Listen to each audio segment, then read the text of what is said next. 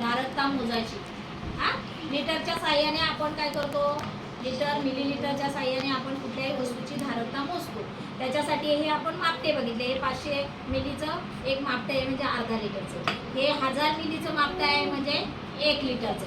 आता आपल्याला दुसरं आपल्या इथं आता एखादं भांडं मोठं नाहीये, तर आपल्याला काय करायचं आहे, हे जे आहे हे भांडं काय आहे 1 लिटरचं आहे.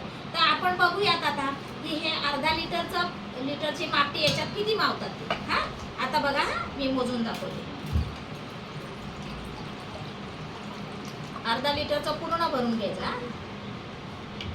हा, आता हे मी याच्यात ओतलं. किती ओतलं, किती मापटं ओतलं, अर्धा. आता हे किती मी याच्यात किती मावेल बरं सांगा मला, किती मावेल, अजून किती मावेल, बघा भरलं का? हो.